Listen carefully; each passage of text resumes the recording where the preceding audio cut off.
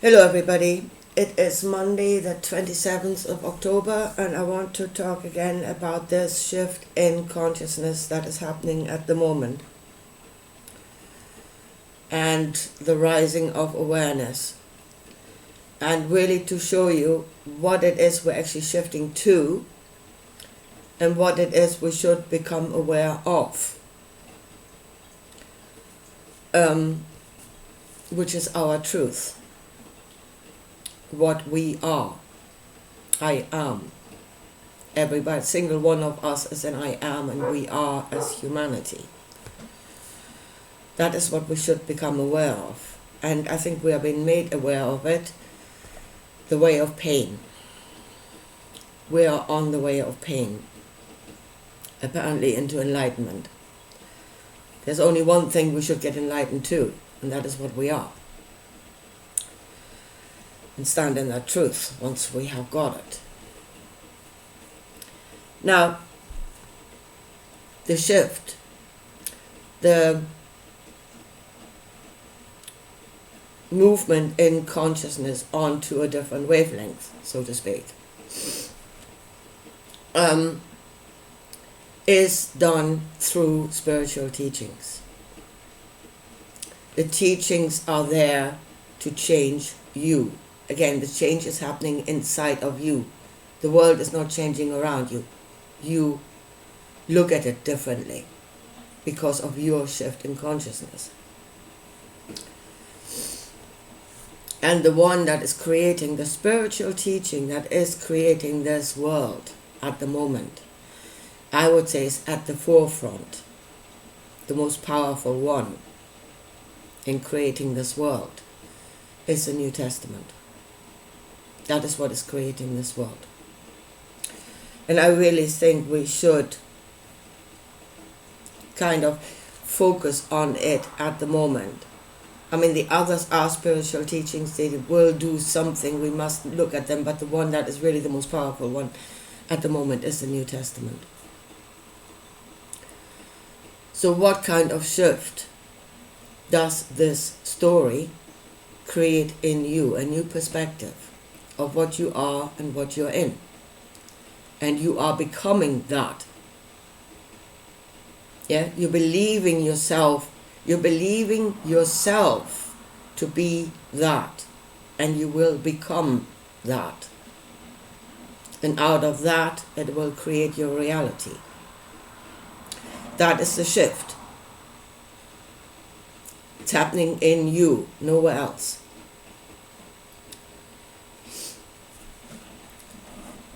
And what it will create on earth in the end. As it is told, Jesus went through the entire shift and he experienced the new reality and he gave that knowledge to John.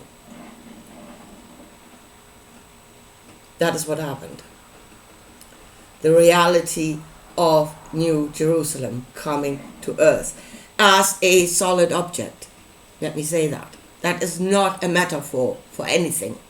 Spirit creates solid reality. When that thing hangs in the sky, it will be a solid reality, and we, or at least Christians, or whoever believes on that crap, will have brought it there. They will have brought heaven to earth. Because that's what we're doing. We're not going to heaven, we're not becoming fluttering beings of light. That was never the idea. The idea is to bring heaven to earth. What was once thought or spirit will become a solid reality. Yeah, no, Jerusalem is not a metaphor. Not if it actually hangs in the sky. It's going to be solid reality that you will have to deal with. Consequences that you will have to deal with. Effects that you have created.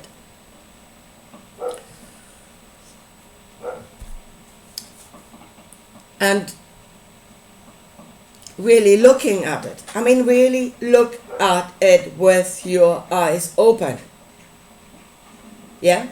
Get out of the delusion. Get out of the fog of As I said, choirs of angels singing glory, hallelujah, trumpets and holy smoke. Forget it.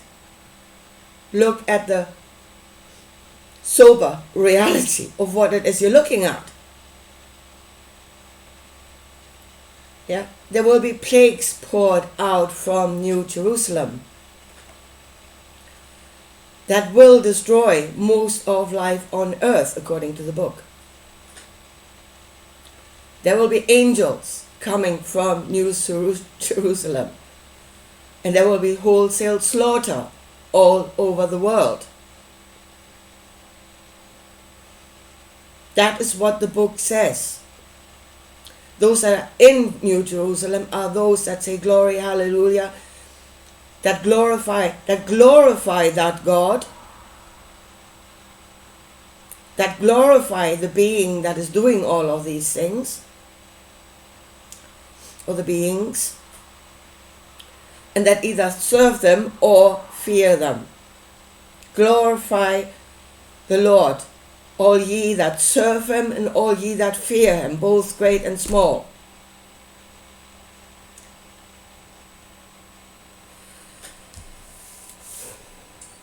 There's no love.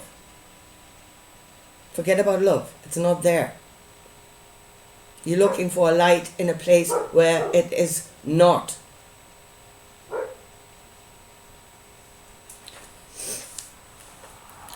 And as I said, the way to there is the denial of your own truth. And I swear people are in a fog that is scary, especially Christians, especially those that are in very, in churches that really hammer it home. Like my workmate who is a Jehovah's Witness. I mean, that is as staunch as you can get.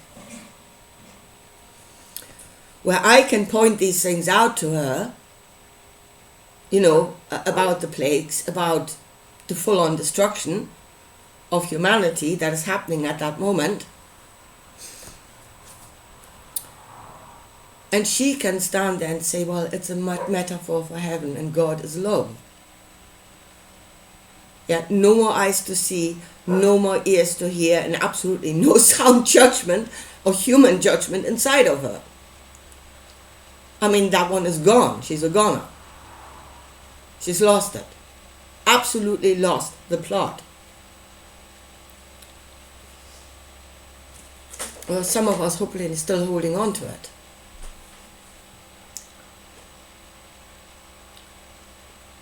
Through the denial of self, Paul said, in those days they will call good evil and evil good. How? Because they've been programmed to do it for 2,000 years now. Yeah? And every time somebody may have thought something a little bit different, they got burned at the stake. They got publicly tortured just to show everybody else what will happen if you step out of line. So yes, fear, definitely fear, keep you in line. And of course, the promise of those that will serve, that will then share in the riches. The higher you get up the greasy pole, suppressing your own humanity, the more you will get. Yeah? What does it profit man if he wins the whole, if he earns the whole world but loses his soul? And that is exactly what they're doing. They're losing their soul for payment, for false gold. They had gold. Our soul is the gold. But they're selling it for something else.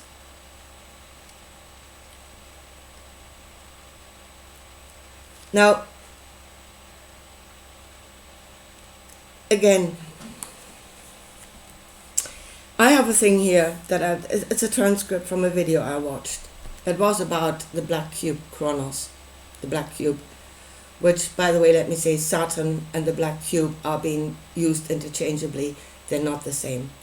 I would say they both create a restraining force, which should be there because there are places we should not go. New Jerusalem being one of them. We should not go there. But they are not the same because the cube is obviously an artificial force, whereas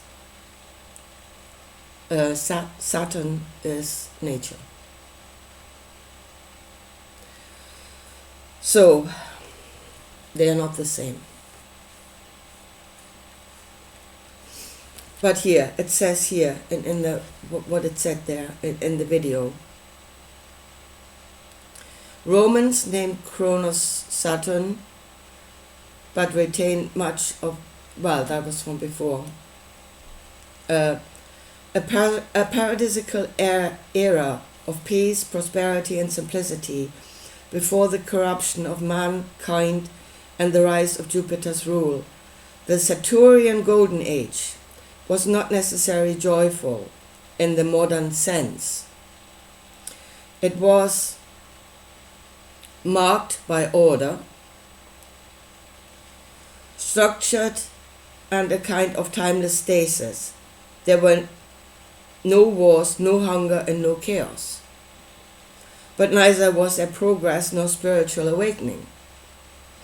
The Golden Age was an age of stability, but also dormancy. Some esoteric thinkers argue that Saturn's age was perfect only in form, not in spirit. It was a dreamless sleep of humanity, a kind of cosmic childhood that had to be ended, so that the soul could begin its journey through chaos, suffering, and eventually toward enlightenment. And here we go, we are on the way of pain. On the way through chaos, through suffering, and eventually into enlightenment.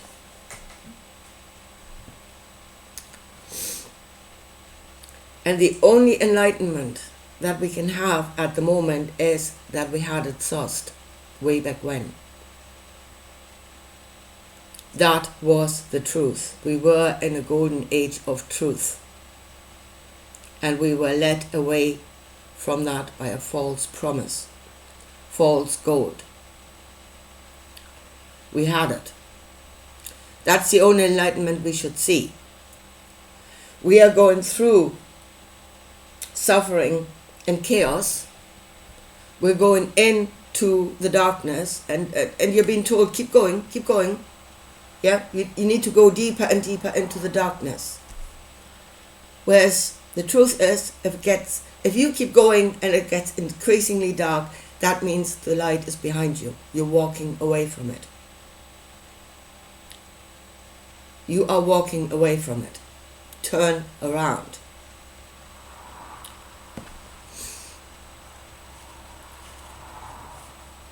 But as I said, for 2,000 years, keep going into the darkness.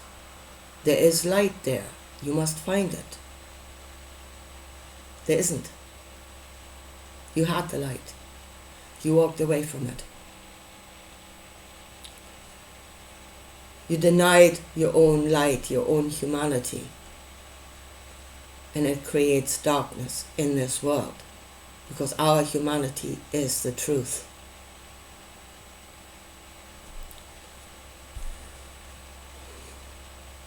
And yes, there are restrictions. There is a law. There are rules. We cannot expand endlessly into all possibilities. We can take that on board, what enhances what our truth actually is. But if it goes against it, then we should not proclaim that to be greater, and we need to change to become that greater. Because it is not. It's a false light. Now the only thing I can say is,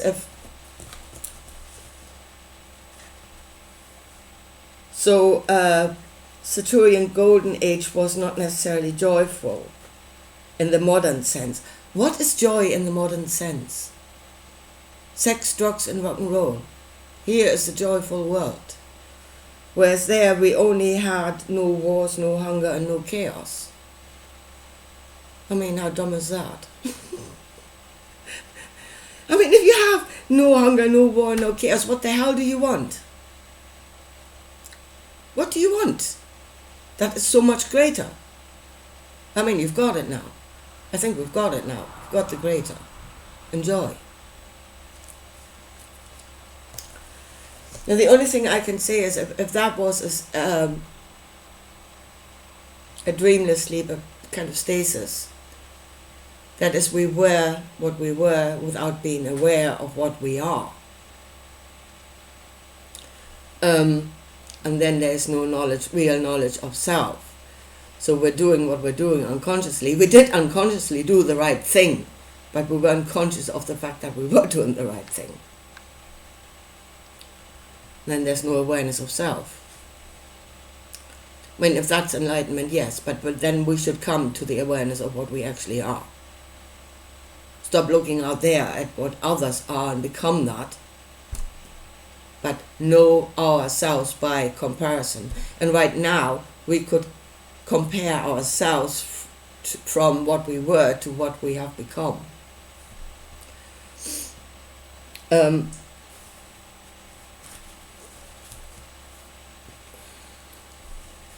I love the film Avatar. I really do. This easily one of my favorite films.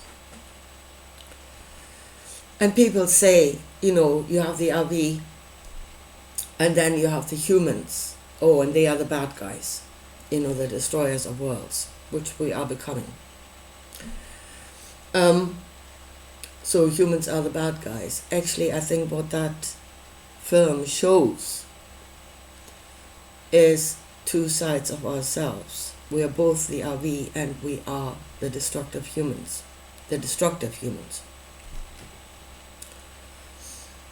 Well, there was a time when we were connected to the consciousness around us, which is a connection to nature, is a connection to other consciousness in this world. I mean, looking back, I think that was never the case of that everybody was fully aware of it, but there were definitely always some that did, and they were the servants of their communities. Those that had the greatest knowledge were the greatest servants to their communities. So that was who we were, connected to other consciousness.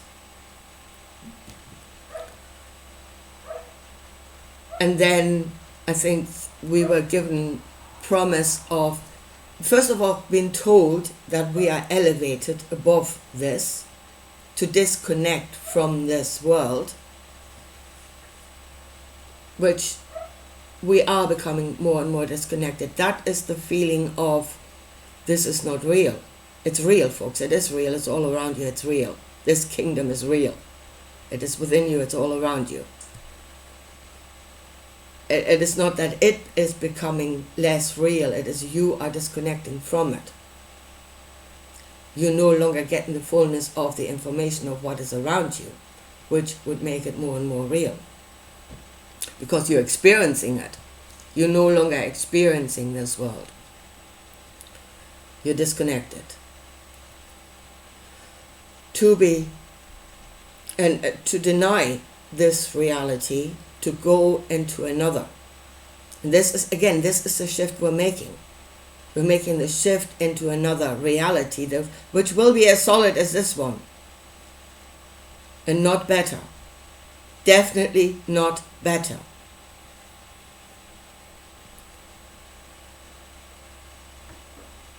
As I say, with the false promise of you will have freedom, you will be the ruler. You look at New Jerusalem again, look at it. We have a world. We have a planet. We are surrounded by other consciousness. They don't have a world. They are in a cube. That's all they've got. That is their space. Ruled over by the one.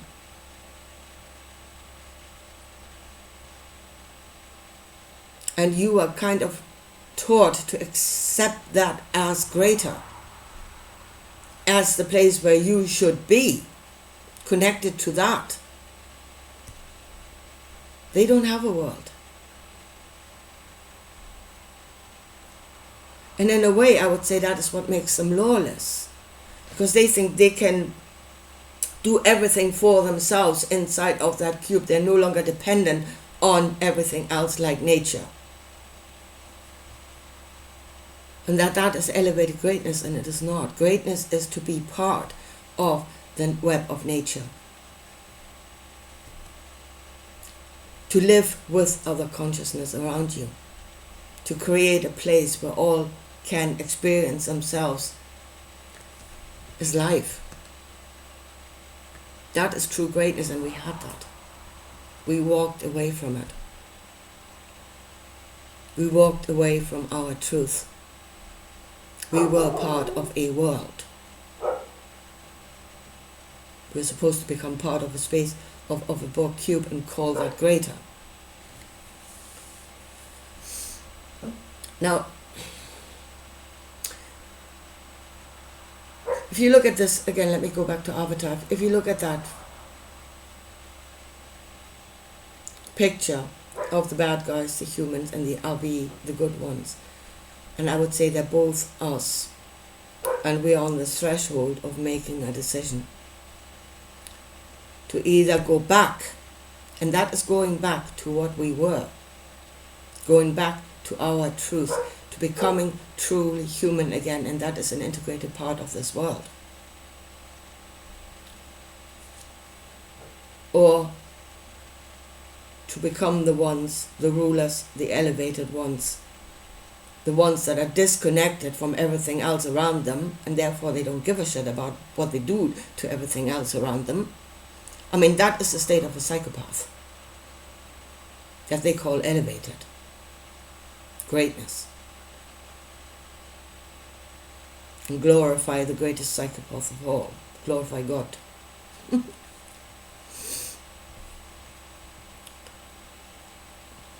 But I think the fact that we are in the in-between state, where we have the choice, should be the point of enlightenment. Again, if you say it was dormancy before, if you know nothing else, then you don't know what you are. You are that, but you're not aware of it. So, yes, this could take us to the point of enlightenment of what it is we are. Because now we have a choice. Now we can make comparisons. Now we can even see ourselves in a way from what we were to what we have become.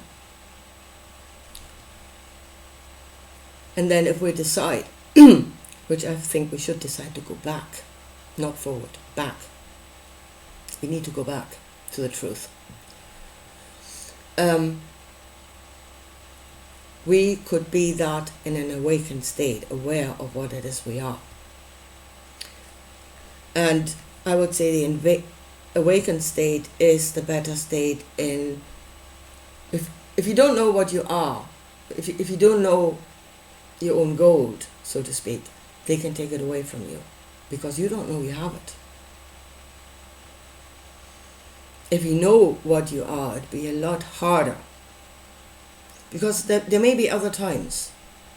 We are under attack now. Our consciousness is under attack. What we are is under attack.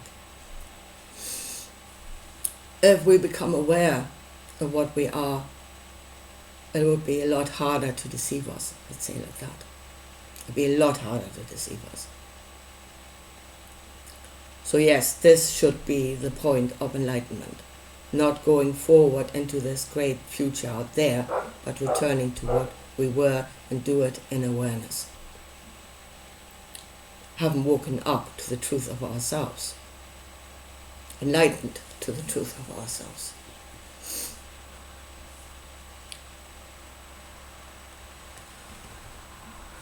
But as I said, at the moment, everybody is like enlightenment is out there. It's for us to change into something else that will make us enlightened, or a being of light. Because enlightenment truly is knowing what you are. You don't have to go anywhere else. You do not have to change. You have to go inside and see what it is you are. And be enlightened to that.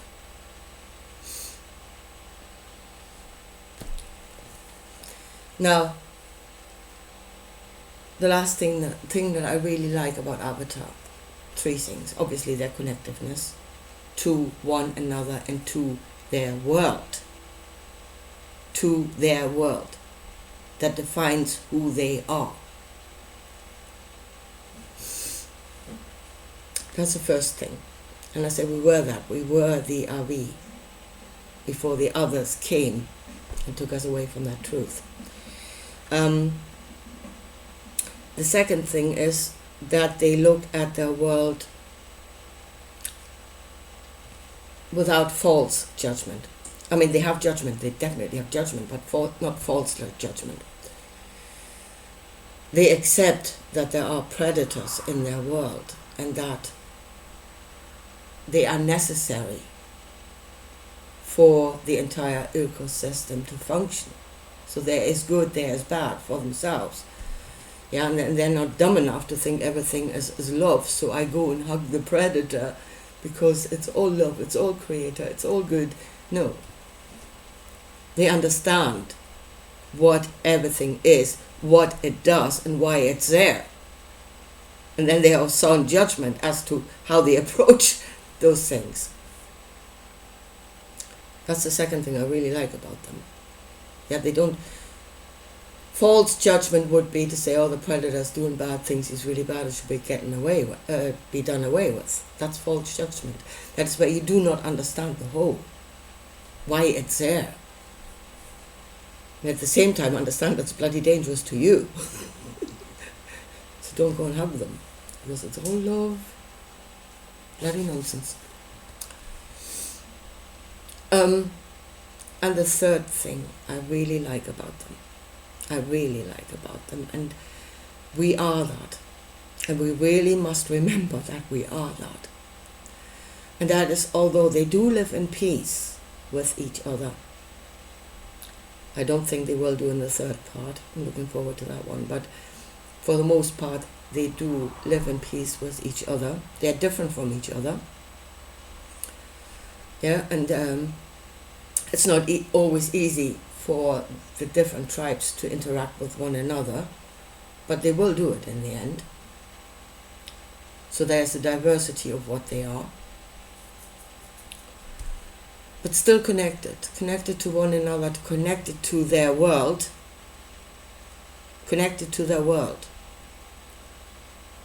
peaceful for the most part. But when they are under attack, they will defend themselves with ferocity. That is also a possibility that is contained within us. The warrior is in us, every bit as much as the peaceful person. And those aspects of ourselves were given to us to serve us, to be our servants. Do not shoot your own servant. But then the warrior has to come out to defend what we are, our world. Then he should come out to serve us. And I think it's high time it did. We get out of this sitting like bloody idiots on the ground going whilst everything is destroyed around us, and then believing ourselves to be on a higher level of enlightenment. Not by denying yourself, not by denying parts of yourself. You're not. Full enlightenment is to know you are what you are, and to know what the different parts of you are there for, what the different parts of nature are there for in the bigger picture, what they serve, what they should do. And if you need to defend yourself, then do it, because you can. That has been given to us. Anyway, here folks, I think I leave it at that for today. really look at Christianity, it is the way into destruction. It will create a shift. It will create a shift of consciousness. We are getting onto a different wavelength. It's done by thought and by emotion and by disconnecting from the truth that we're actually in. Look at New Jerusalem. Get out of the fog of glory, hallelujah, singing and glorify God and God knows what. Look at it in sobriety. It's a bloody Borg cube that has come to slaughter. That is what it is. And if you think you're shifting on to that, going through great tribulation, causing tribulation in this world, to go into enlightenment, that picture of New Jerusalem, that is not a higher form of consciousness from us. We're not going up, folks, we're going down. We're going sideways and we're going down. I mean, that is going to be the fall of humanity. And we're going to fall deep. Anyway, here, I leave it at that for today. And I talk to you again soon. Bye.